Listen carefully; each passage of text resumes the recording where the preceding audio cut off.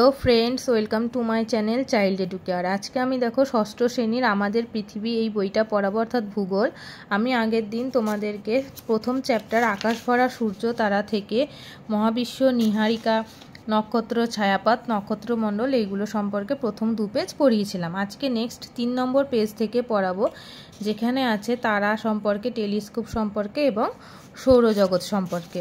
তো সৌরজগৎ সম্পর্কে অনেক অজানা কথা রয়েছে, সেগুলো আজকে আমি তোমাদেরকে দেখাবো বা পড়াবো। তো চলো দেখে নিই কি আছে।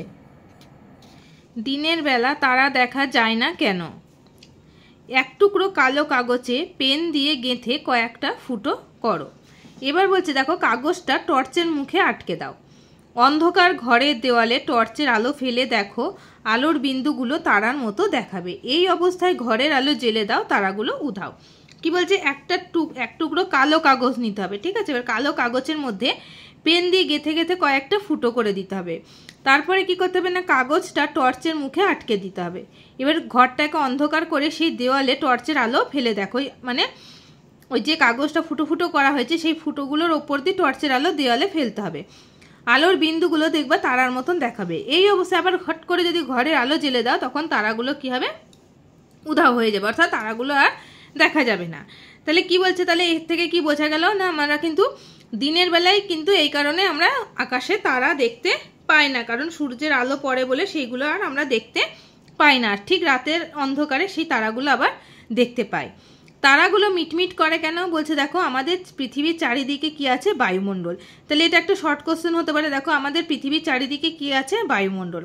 পৃথিবী থেকে বহু দূরে থাকার তারার আলো যখন ওই বায়ুস্তর পেরিয়ে আসে তখন কি হয় না, কেঁপে যায়। তাহলে আমাদের পৃথিবীর চারিদিকে কি আছে, বায়ুমণ্ডল আছে। আর পৃথিবী থেকে তারাগুলো কোথায় আছে, বহু দূরে আছে। সেখান থেকে সেই তারার আলো পৃথিবীতে পৌঁছাতে কি করতে হয়, এই বায়ুস্তর, যে পৃথিবীর চারিদিকে যে বায়ুমণ্ডল আছে সেই বায়ুস্তরটাকে পেরিয়ে আসতে হয়, তখন সেই তারাগুলো কি হয় না, কেঁপে যায়। পৃথিবীর বায়ুস্তরের বাইরে মহাকাশ থেকে তারাদের দেখলে স্থির আলোর বিন্দুর মতো দেখায়। আর পৃথিবীর বাইরে বায়ুস্তর থেকে যদি আমরা মহাকাশ অর্থাৎ আকাশের দিকে তাকাই, সেই তারাগুলোকে দেখলে আমরা কি মনে করি, একটা স্থির বিন্দু জ্বলছে, তাই না, স্থির বিন্দুর মতো দেখায়। দেখো তারা চেনার মজা। অমাবস্যা রাতে ছাদে বা খোলা আকাশের নিচে কোথাও মাদুর পেতে বসে পড়ো। ইচ্ছে হলে বন্ধুদের বা বড়দেরও সঙ্গে নিতে পারো। মাথার উপর আকাশ ভরা তারা গুনে শেষ করতে পারবে?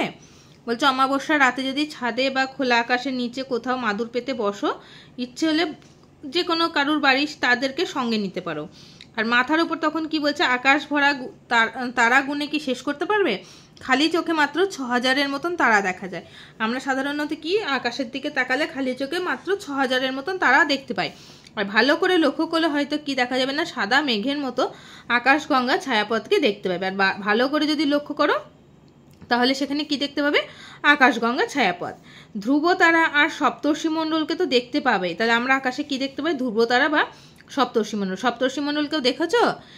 কারণ আকাশে দেখবে 7টা তারা দিয়ে একটা জিজ্ঞাসা চিহ্নের মতন থাকে, সেটা হচ্ছে কি, সপ্তর্ষি মণ্ডল। উত্তর আকাশের উজ্জ্বল তারা হলো ধ্রুব তারা। ধ্রুব তারা কোথায় থাকে, উত্তর দিকের আকাশে। বহুকাল ধরে ধ্রুব তারা দেখেই রাত্রিবেলা নাবিকরা, অভিযাত্রীরা উত্তর দিক ঠিক করতো। তাহলে আগেকার দিনে মানুষ যখন, অর্থাৎ নাবিকরা যখন সমুদ্রে করে, জাহাজে করে সব ব্যবসায় যেত, তখন তারা দিক বুঝতে পারতো না, তো সমুদ্রে গেলে দিক চিনতে পারতো না। তখনকার সময়ে এখনকার মতন অত কম্পাস টম্পাস তখন আবিষ্কার হয়নি। তখন মানুষ কি করতো, এই ধ্রুব তারা দেখে উত্তর দিক ঠিক করতে, এবং উত্তর দিক যদি ঠিক করতে পারতো তাহলে বাকি দিকগুলো বুঝতে পারতো। শীতকাল হলে পরিষ্কার রাতের আকাশে খুব সহজেই চোখে পড়বে দেখো কালপুরুষ, কৃত্তিকা বা অন্য কোনো নক্ষত্রমণ্ডল। আর শীতকালে কি হয়, পরিষ্কার আকাশে কালপুরুষ দেখা যায়। দেখো এটাকে বলছে সপ্তর্ষি মণ্ডল। এই দেখো এইটা হচ্ছে জিজ্ঞাসা চিহ্নের মতন, এটাই বলছে কি না, সপ্তর্ষি মণ্ডল। এবার দেখো টেলিস্কোপ। রাতের কালো আকাশে হাজার হাজার তারাকে শুধুই কতগুলো আলোর বিন্দু মনে হয়। তাহলে রাতের আকাশে কি বলছে, আকাশে যে হাজার হাজার তারা থাকে তাদেরকে শুধু কি মনে হয়, আলোর কয়েকটি বিন্দু। তাহলে পৃথিবীতে বসে মানুষ কিভাবে মহাকাশ সম্বন্ধে এত কিছু জানলো? তাহলে বলছে যদি আকাশে হাজার হাজার তারাকে শুধু আলোর বিন্দুই মনে হয়, তাহলে পৃথিবীতে বসে মানুষ কিভাবে মহাকাশ সম্পর্কে এত কিছু জানতে পারলো? তাহলে দেখো আকাশ দেখার জন্য কাঁচ লাগানো বিশাল চোঙ বা দূরবীন বা টেলিস্কোপ দরকার হয়। প্রতিটা টেলিস্কোপের জন্য তৈরি করতে হয় বিরাট গোলাকার গম্বুজ, যাকে বলে কি, মানমন্দির বা অবজারভেটরি। শক্তিশালী টেলিস্কোপের মাধ্যমে তখন 200 কোটি আলোকবর্ষ দূরেও তারা দেখা যায়। তাহলে আমরা খালি চোখে এখান থেকে তো 6000-এর মতন তারা দেখতে পাই এবং সেগুলো কি আলোর একটা স্থির বিন্দু বলে মনে হয়। কিন্তু এই টেলিস্কোপ বা দূরবীনের সাহায্যে যদি আমরা দেখি তখন কি দেখা যাবে না, 200 কোটি আলোকবর্ষ দূরেরও তারা দেখা যায়। তাহলে টেলিস্কোপ যন্ত্রটা কি বোঝা গেল তো, বা কি কাজে লাগে। দেখো খুদে জ্যোতির্বিজ্ঞানীদের মজার খেলা, সংখ্যা অনুযায়ী পরপর তারাগুলোকে রেখা দিয়ে যোগ করো, একটা নক্ষত্রমণ্ডলকে নিজের মতো করে নাম দাও। দেখো এখানে 1 2 3 4 করে নাম্বারিং করা রয়েছে, এগুলোকে বলছে পরপর যোগ করো। এখানে 1 রয়েছে, 2 3, তারপরে দেখো 4 5 6 7, এইভাবে যদি আমি পরপর যুক্ত করি তাহলে এটা হচ্ছে এরকম, তাই না? এটাকে বলছি কি ধ্রুব তারা।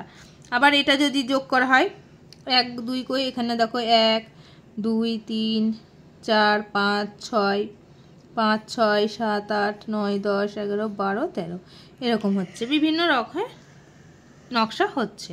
এবার বলছে নিজেরা এদের মতন করে নাম দাও। তারপরে বলছে রাতের আকাশে যেখানে যতগুলো নক্ষত্রমণ্ডল দেখেছো তার একটা ছবি তোমরা আঁকো। এগুলো স্টুডেন্টদেরকে নিজেদেরকে করতে বলছে, তোমরা করবে বাড়িতে মজার ছলে। দেখো সৌরজগৎ বা সৌর পরিবার। আকাশগঙ্গার লক্ষ কোটি তারার মধ্যে একটি মাঝারি হলুদ তারা হলো কি না সূর্য। তাহলে আকাশগঙ্গার যে লক্ষ লক্ষ কোটি কোটি তারা রয়েছে তার মধ্যে একটি মাঝারি হলুদ তারা হলো কি, সেটা হচ্ছে আমরা সূর্য, অর্থাৎ আমরা যে সূর্য দেখতে পাই সেইটা। প্রায় 460 কোটি বছর আগে মহাশূন্যে ভাসমান ধূলিকণা, হাইড্রোজেন, হিলিয়াম গ্যাসের বিশাল মেঘ সংকুচিত হয়ে জমাট বেঁধে তৈরি হয় সূর্য। তাহলে সূর্য কীভাবে তৈরি হয় বা কবে তৈরি হয় দেখো, বলবে প্রায় 460 কোটি বছর আগে মহাশূন্যে ভাসমান কি ছিল, ধূলিকণা, হাইড্রোজেন এবং হিলিয়াম গ্যাসের বিশাল মেঘ সংকুচিত হয়ে, অর্থাৎ এরকম ছোট হয়ে গিয়ে জমাট বেঁধে তৈরি হয় সূর্য। সদ্য জন্মানো নক্ষত্রে মহাকর্ষের কারণে পরমাণুতে ধাক্কা লেগে প্রচণ্ড তাপ আর শক্তি তৈরি হয়। কি বলছে, সদ্য জন্মানো যখন নক্ষত্র, অর্থাৎ যখন সূর্যটা সদ্য তৈরি হয় তখন কি করছে, মহাকর্ষের কারণে কি হয়, পরমাণুতে ধাক্কা লেগে প্রচণ্ড কি হয়, তাপ আর শক্তির উৎপন্ন হয়। এর ফলে জ্বলন্ত আগুনের গোলার মতো সূর্য থেকে আলো উত্তাপ ছড়িয়ে পড়তে থাকে। তখন থেকে কি হয়, সূর্য থেকে আলো আর উত্তাপ ছড়িয়ে পড়তে থাকে। আর অবশিষ্ট ধূলিকণা গ্যাস সূর্যের আকর্ষণে সূর্যের চারিদিকে প্রদক্ষিণ করতে থাকে। তাহলে ওই পরমাণুতে ধাক্কা লেগে যে তাপ আর শক্তি তৈরি হয় সেখান থেকে কি বলছে, সূর্যের থেকে, তার জন্য সূর্য থেকে আলো আর উত্তাপ ছড়িয়ে পড়তে থাকে। আর অবশিষ্ট যে বাকি ধূলিকণা বা গ্যাস থাকে সেগুলো সূর্যের আকর্ষণে কি হয়, সূর্যের চারিদিকে সবসময় প্রদক্ষিণ করে। লক্ষ লক্ষ বছর ধরে এই ধুলোর মেঘ থেকে তৈরি হয় কি হয়, পৃথিবী ও অন্যান্য গ্রহ উপগ্রহ। তাহলে তারপরে কি হয়, সেই সূর্য সৃষ্টি হওয়ার পর লক্ষ লক্ষ বছর ধরে ওই যে সমস্ত অবশিষ্ট ধূলিকণাগুলো সূর্যের চারিদিকে ঘুরে বেড়ায়, সেখান থেকে তৈরি হয় কি পৃথিবী এবং পৃথিবীর মতো আরও অন্যান্য গ্রহ আর উপগ্রহগুলো। এই সব কিছু নিয়েই সৃষ্টি হয় না সৌরজগৎ বা সৌর পরিবার, যার কেন্দ্রে অবস্থান করছে স্বয়ং সূর্য। অর্থাৎ সূর্যকে কেন্দ্র করে যে গ্রহ নক্ষত্র সৃষ্টি হয়েছে তাদেরকে বলছে কি না সৌরজগৎ বা সৌর পরিবার। আর সূর্যকে ঘিরে গ্রহ উপগ্রহ গ্রহাণুপুঞ্জ প্রভৃতি প্রদক্ষিণ করে চলেছে। আর এই সূর্যকে ঘিরে যে সমস্ত গ্রহ উপগ্রহ রয়েছে তারা প্রদক্ষিণ করে, অর্থাৎ সূর্যের চারিদিকে তারা ঘুরে চলেছে। তাহলে বুঝতে পারলে যে সৌরজগৎ কি বলছে, যে সূর্যকে ঘিরে বা সূর্যকে কেন্দ্র করে যে গ্রহ উপগ্রহ গ্রহাণুপুঞ্জ প্রভৃতি প্রদক্ষিণ করে চলেছে সেটাই আমাদের কি না সৌরজগৎ। আর এই সমস্ত গ্রহ উপগ্রহ কোথা থেকে সৃষ্টি হয়েছে, সূর্যের চারিদিকে থাকা অবশিষ্ট ধুলোর মেঘ থেকে এগুলো লক্ষ লক্ষ বছর ধরে তৈরি হয়েছে। তা দেখো এখানে একটা সৌরজগৎ বা সৌর পরিবারের ছবি দিয়েছে, দেখো সূর্য, তাকে কেন্দ্র করে এখানে একদিকে ছবিটা দিয়েছে, এটা টোটালটা পুরো এইভাবে প্রদক্ষিণ করছে সূর্যের চারিদিকে। এবার সূর্যের চারিদিকে দেখো সৌরজগতের মোট কয়টি গ্রহ আছে দেখে নাও, বুধ, শুক্র, পৃথিবী, মঙ্গল, বৃহস্পতি, শনি, ইউরেনাস, নেপচুন এবং প্লুটো, এগুলো হচ্ছে সমস্তগুলো কি গ্রহ। তাহলে কটা গ্রহ গেল দেখো, 1 2 3 4 5 6 7 8 9টা আমাদের গ্রহ সৌরজগতে। ঠিক আছে, এই 9টা গ্রহের নাম কিন্তু তোমরা পরপর মুখস্থ করবে। সবার সামনে আছে কে, বুধ। দেখো সূর্যের সব থেকে কাছের গ্রহ বুধ। তারপর আছে শুক্র, তারপর আছে পৃথিবী হচ্ছে 3 নম্বর। এবং এরমভাবে প্রশ্ন দেবে যে বুধ আর পৃথিবীর মধ্যে কোন গ্রহ রয়েছে না শুক্র গ্রহ। সব থেকে বড় গ্রহ কোনটা দেখো, বৃহস্পতি। এইভাবে আর কোন গ্রহের চারিদিকে বলয় থাকে, শনি। এরকমভাবে কিন্তু প্রশ্ন দেয়, তা তোমরা এটা ভালোভাবে মুখস্থ করবে। দেখো এখানে বলছে ছবি দেখে লিখে ফেলো। কি বলছে দেখো, সূর্যের সবচেয়ে কাছের গ্রহ কোনটি? তাহলে বলো, ছবি দেখে বলছে সূর্যের, আমি এখনই বললাম, তাহলে সূর্যের সবচেয়ে কাছের গ্রহ কোনটি? বুধ। কি তাই তো? তারপরে দেখো বলছে সবচেয়ে বড় কোন গ্রহটাকে মনে হচ্ছে? তাহলে এই গ্রহগুলোর মধ্যে সব থেকে বড় কোন গ্রহটাকে মনে হচ্ছে? বৃহস্পতিকে। তাহলে বৃহস্পতি হচ্ছে সবচেয়ে বড় গ্রহ। তারপরে বলছে দেখো দূরত্বের বিচারে আমাদের পৃথিবী কত নম্বরে রয়েছে? তো সূর্য থেকে দূরত্ব অনুযায়ী পৃথিবী আমাদের কত নম্বর আছে? তাহলে কত নম্বর আছে? 3 নম্বরে, 1 2 3, তাহলে আমাদের 3 নম্বরে রয়েছে পৃথিবী, তাই তো? এই গেল তোমার হচ্ছে সৌরজগৎ সম্পর্কে আমাদের ধারণা। এবার দেখো নেক্সট কি বলছে দেখি।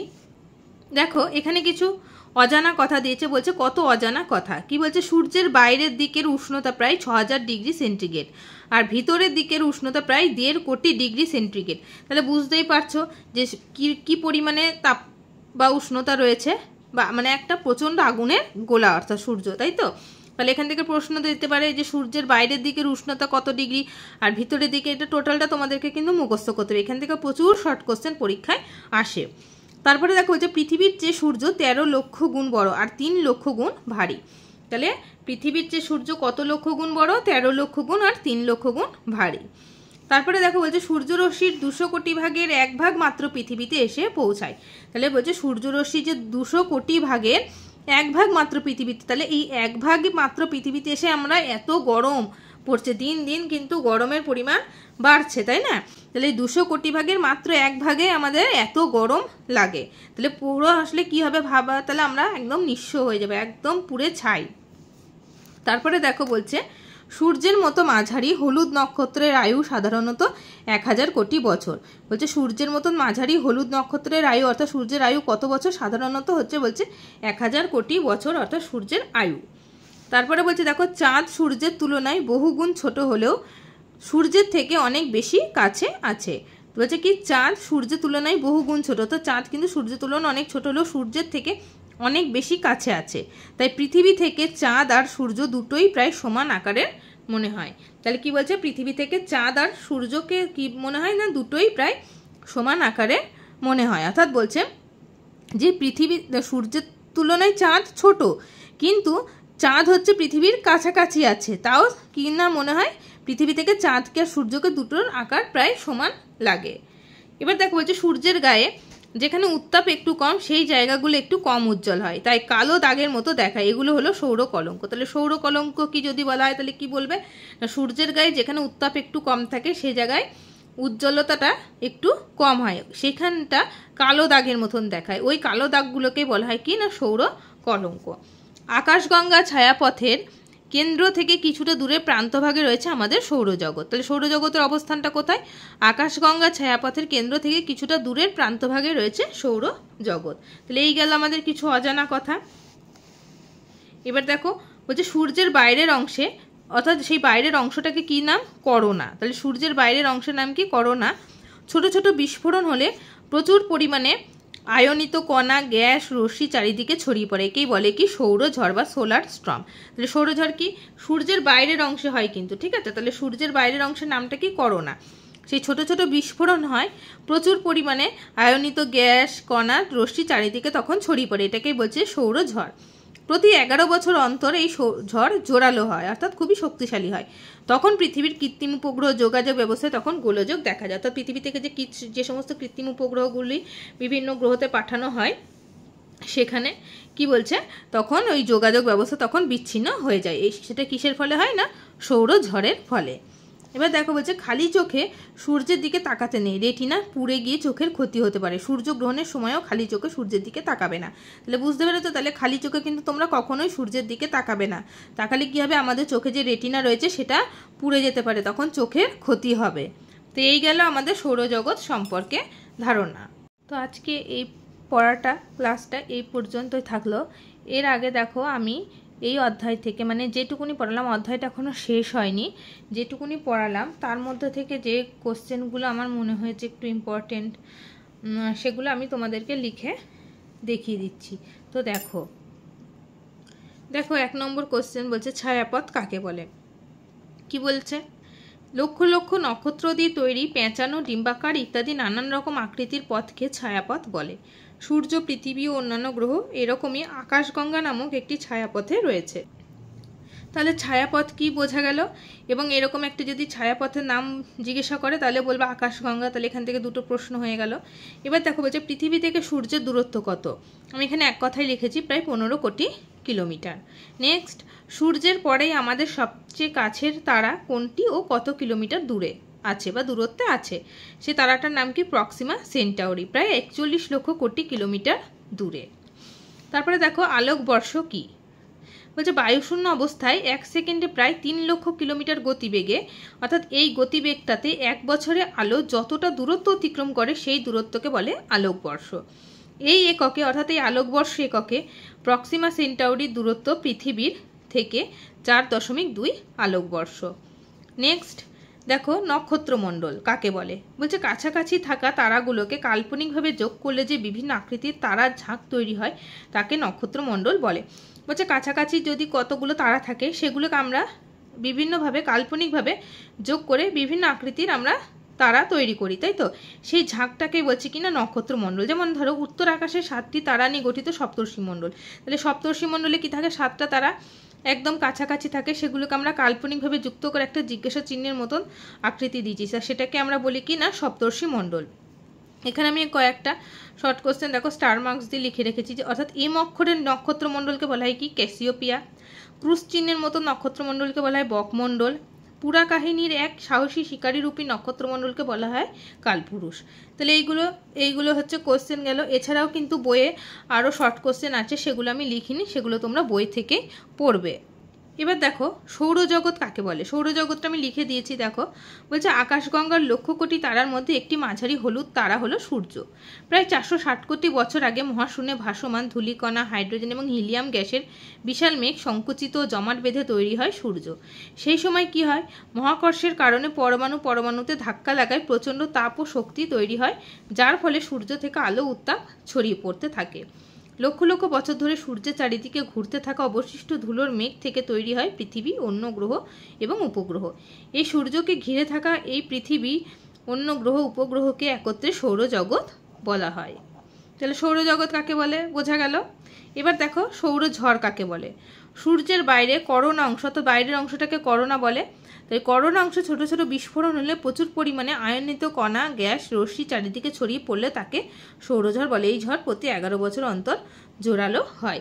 এই কটা কোশ্চেন আমি তোমাদেরকে প্রশ্ন প্লাস উত্তর লিখে দিয়েছি। এছাড়াও আরও যে সমস্ত শর্ট কোশ্চেনগুলো বইয়ে সার্কেলের মধ্যে দেখলে সেগুলো অবশ্যই তোমরা মুখস্থ করবে। আজকে এই পর্যন্তই থাকলো, নেক্সট ক্লাসে নেক্সট থেকে আলোচনা করব। ভিডিও যদি ভালো লেগে থাকে তাহলে অবশ্যই ভিডিওটিতে একটি লাইক করবে, কমেন্ট করবে এবং চ্যানেলটি অবশ্যই সাবস্ক্রাইব করবে। আজকে এই পর্যন্তই থাকলো, সবাই ভালো থেকো।